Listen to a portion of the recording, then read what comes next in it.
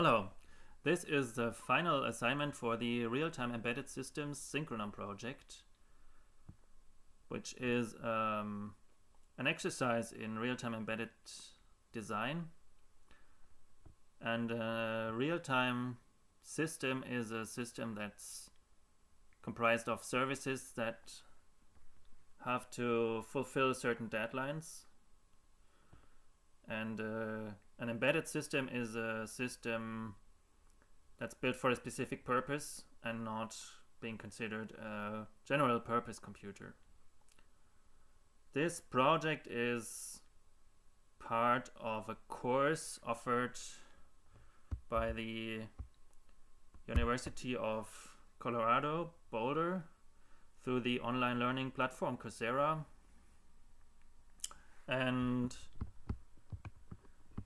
my solution is online on GitHub, including documentation about the precise requirements for this course, as well as documentation for the solution I've come up with. This is the home lab setup. On the right we have the Raspberry Pi connected to a camera, and the camera is pointed towards a monitor running a stopwatch. And the system is supposed to take pictures, 10 pictures a second, and the images shall be selected whenever the 10th digit of the external clock is in a stable position. So the processing has to be synchronized with the external clock. And the way this is achieved is by acquiring samples from the camera at a very high frame rate and then selecting images from this stream of frames, and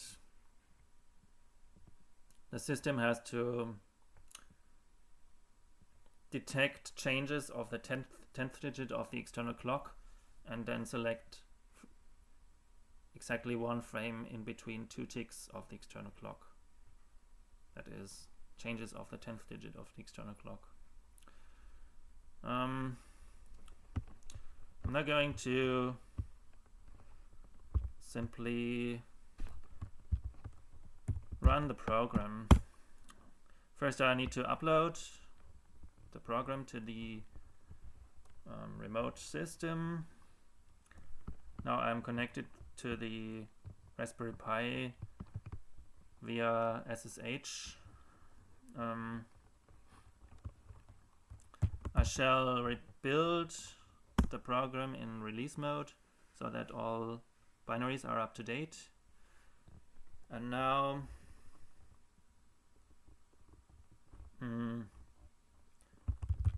first clean previous output if there was any, and then I'm going to run the program. The program needs to be run as root because it will set up real-time services, real-time threads, and the command line options specify that we acquire frames from the camera at 30 times a second, and the external clock is supposed to be running at 10 Hertz. So that is 10 times a second the external digits will change of the external clock.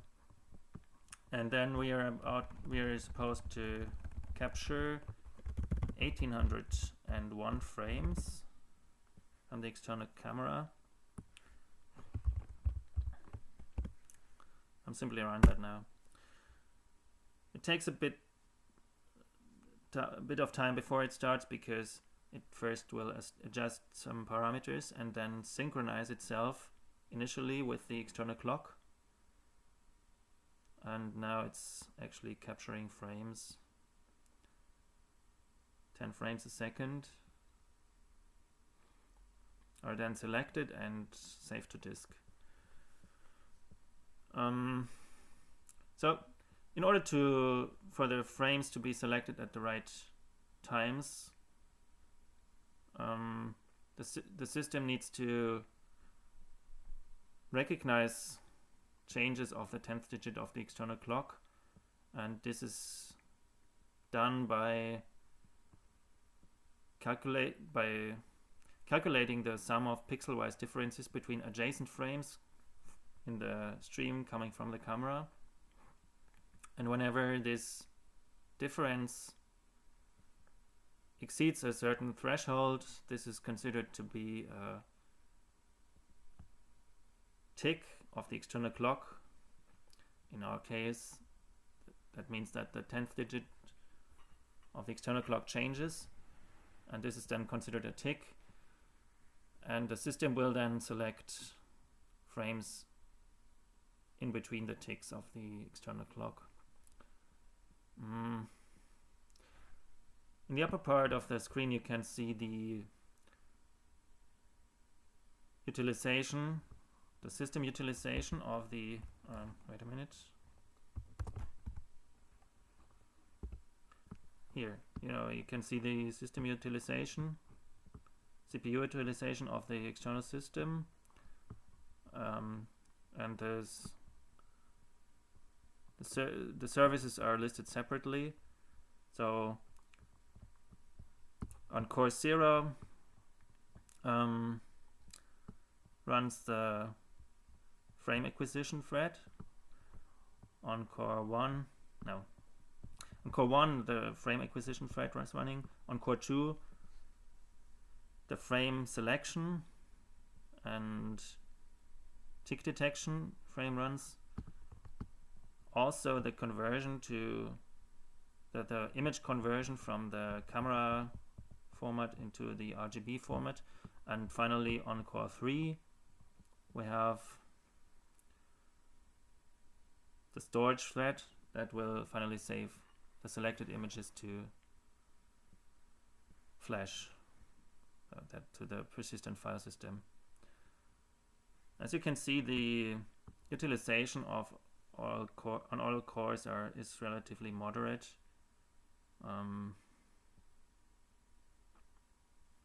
Now we're done selecting. Now we're done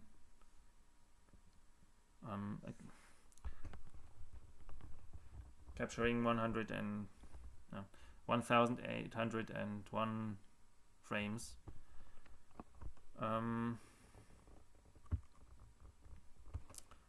And can now simply go back to simple mode and maximize this window. I shall now inspect the output the program has generated, and on this window pane I am connected to I've mounted to the file system of the remote system so that I can inspect the output locally as if it were on my own system.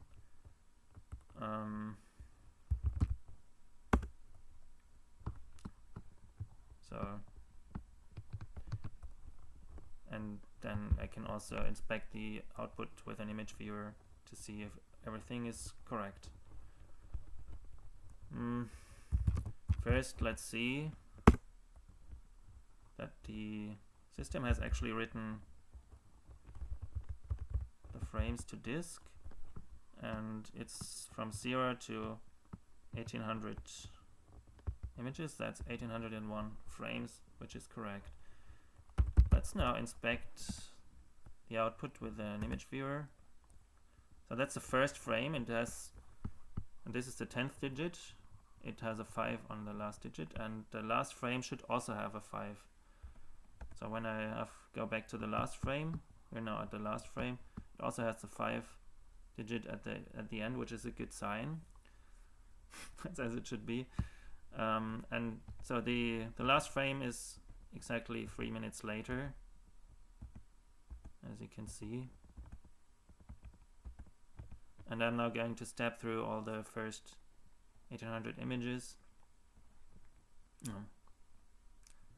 180 images to see that they are all valid frames. So 5 is the reference point. So the 10th digit showing a 5 is the reference point. 1, 2, 3, 4, 5, 6, 7, 8, 9, 10. 1, 2, 3, 4, 5, 6, 7, 8, 9, 10. 1, 2, 3, 4, 5, 6, 7, 8, 9, 10. 1, 2, 3, 4, 5, 6, 7, 8, 9, 10. 1, 2, 3, 4, 5, 6, 7, 8, 9, 10.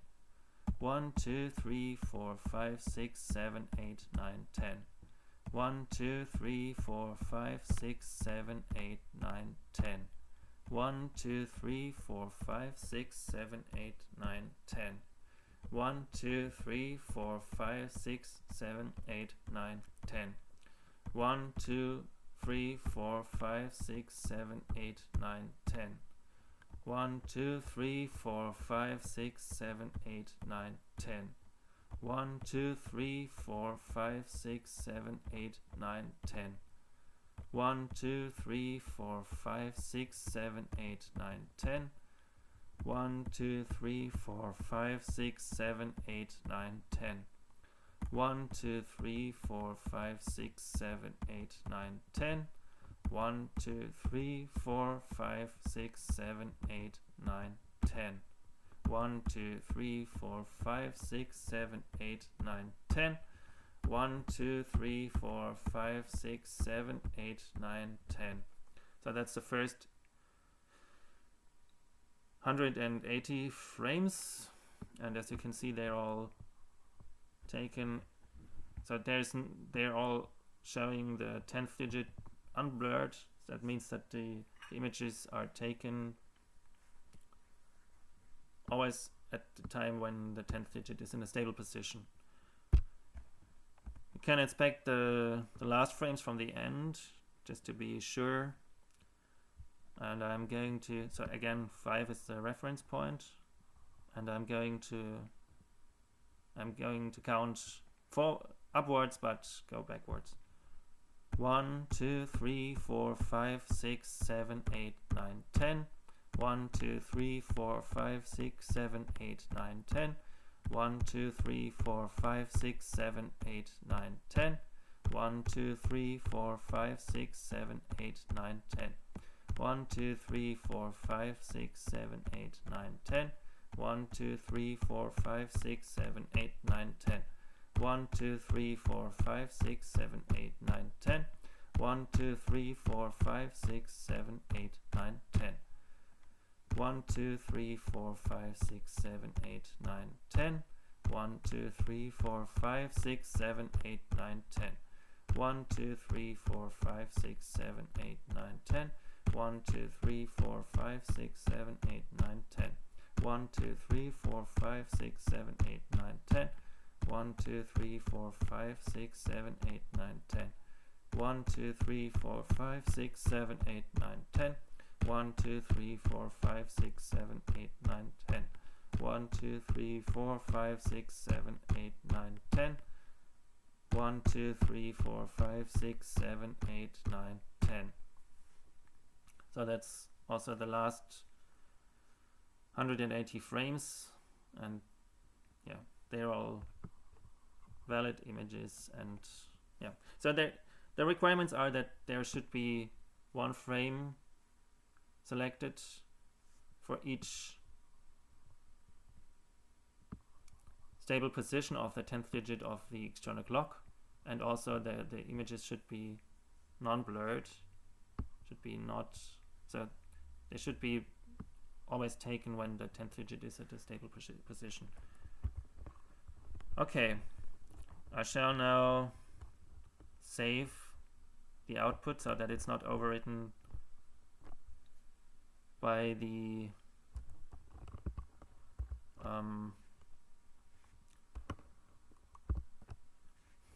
the next run.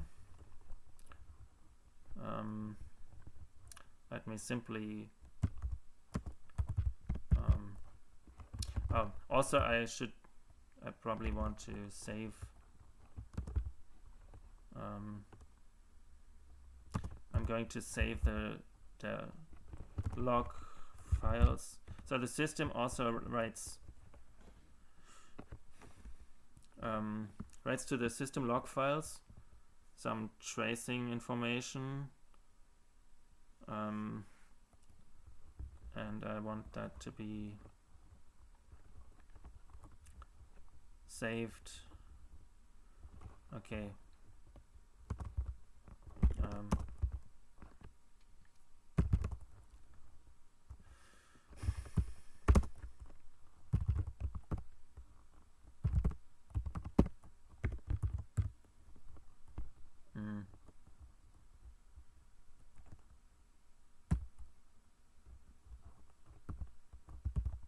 Maybe something like this.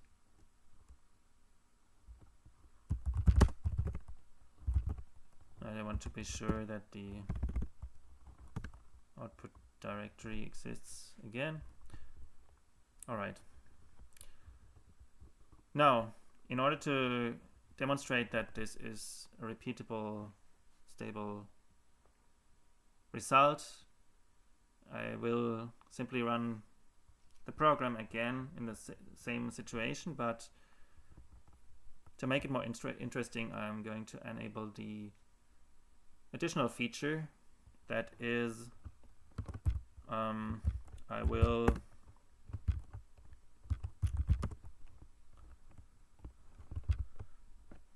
run with the same options, but add the compress option. That enables the additional feature, and the additional feature is that the system will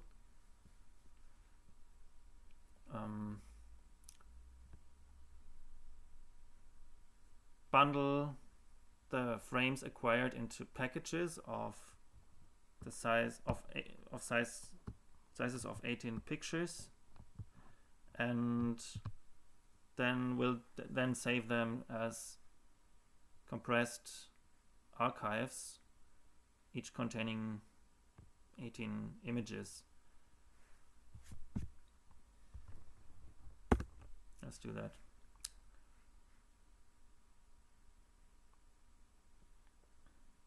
So as you can see now that, wait a minute, you'll need to see the external system too. As you can see now that the workload on Core 3 is a lot higher. That's because there's now two services running: the compressor that compresses the acquired frames, the selected frames into zip archives, as well as the normal storage thread that will save them as separate images, and the zipping, so the file compression, takes quite some workload. So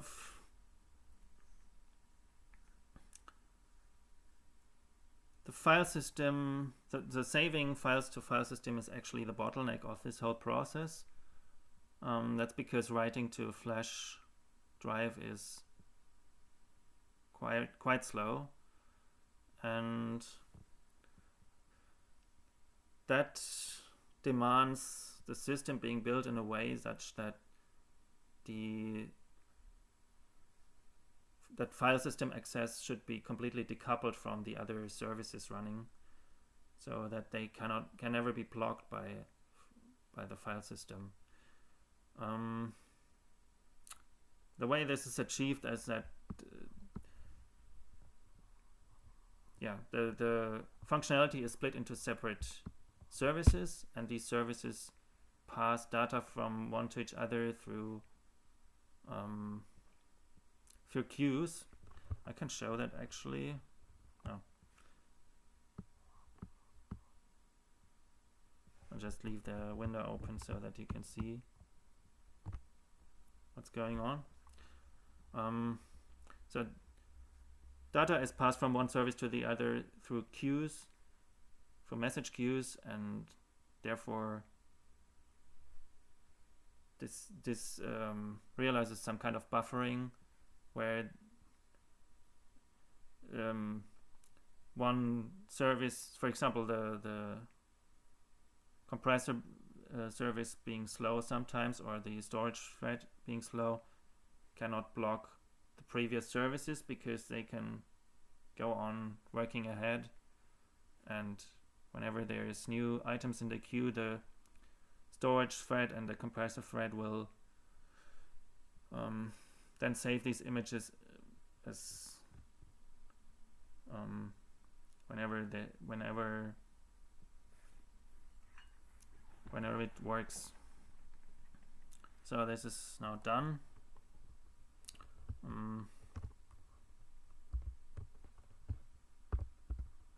Let me go back to normal mode.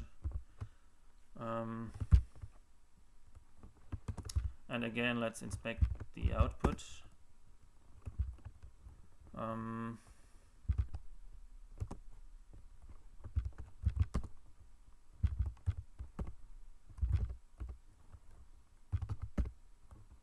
Synchronome, and so these are the frames as previously, like 1800 frames,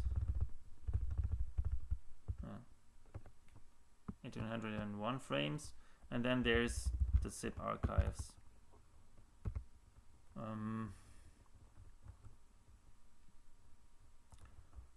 So first let's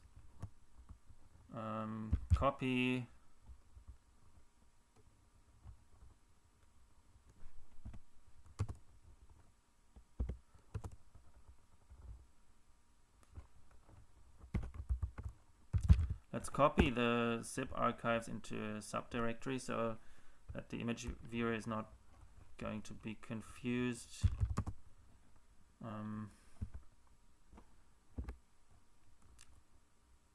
By the zip files. So now I have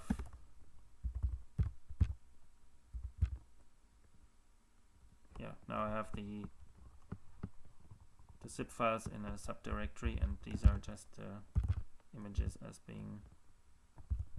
captured. Let's, as previously, inspect the images being generated. Go to the separate tab. So now there's 3 is in the beginning, 3 is in the 10th digit of the stopwatch, and the last frame also has the 3, as you can see. So this was a successful run, and it's 3 minutes later, right? Yeah. Okay, let's also inspect that the output is correct. I go upwards in packages of 10, and 3 is the reference point. 1, 2, 3, 4, 5, 6, 7, 8, 9, 10. 1, 2, 3, 4, 5, 6, 7, 8, 9, 10. 1, 2, 3, 4, 5, 6, 7, 8, 9, 10. 1, 2, 3, 4, 5, 6, 7, 8, 9, 10. 1, 2, 3, 4, 5, 6, 7, 8, 9, 10. 1, 2, 3, 4, 5, 6, 7, 8, 9, 10. 1, 2, 3, 4, 5, 6, 7, 8, 9, 10. 1, 2, 3, 4, 5, 6, 7, 8, 9, 10. 1, 2, 3, 4, 5, 6, 7, 8, 9, 10. 1, 2, 3, 4, 5, 6, 7, 8, 9, 10. 1, 2, 3, 4, 5, 6, 7, 8, 9, 10. 1, 2, 3, 4, 5, 6, 7, 8, 9, 10. 1, 2, 3, 4, 5, 6, 7, 8, 9, 10. 1, 2, 3, 4, 5, 6, 7, 8, 9, 10. 1, 2, 3, 4, 5, 6, 7, 8, 9, 10. 1, 2, 3, 4, 5, 6, 7, 8, 9, 10. 1, 2, 3, 4, 5, 6, 7, 8, 9, 10. 1, 2, 3, 4, 5, 6, 7, 8, 9, 10. Okay, that's the first 1800 frames. The last, I'll go backwards but count upwards. 3 is the reference point. 1, 2, 3, 4, 5, 6, 7, 8, 9, 10. 1, 2, 3, 4, 5, 6, 7, 8, 9, 10. 1, 2, 3, 4, 5, 6, 7, 8, 9, 10. 1, 2, 3, 4, 5, 6, 7, 8, 9, 10.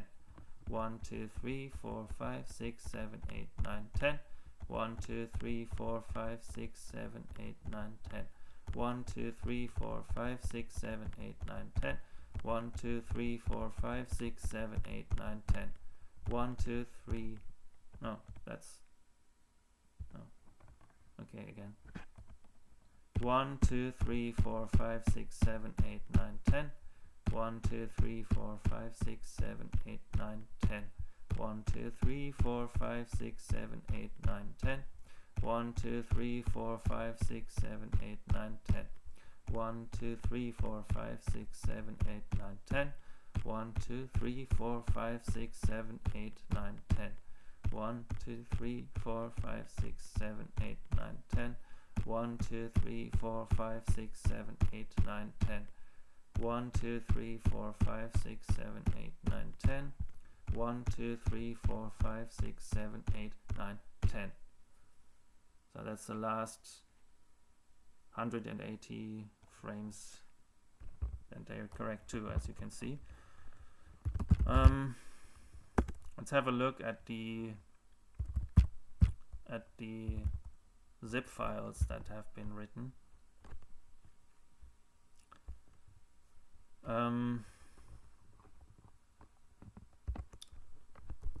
I shall simply unpack the first and the last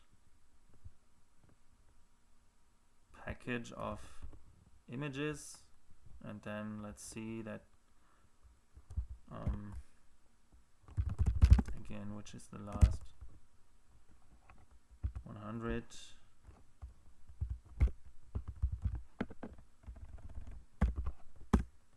And then that's only the last image, right? And now let's inspect the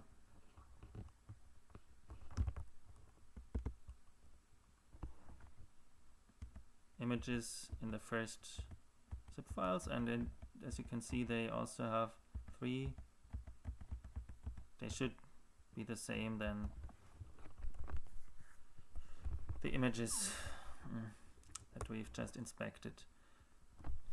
So this is actually a bit redundant, right? Because we're writing the system writes the frames, the selected frames as raw images, and at the same time as zip files,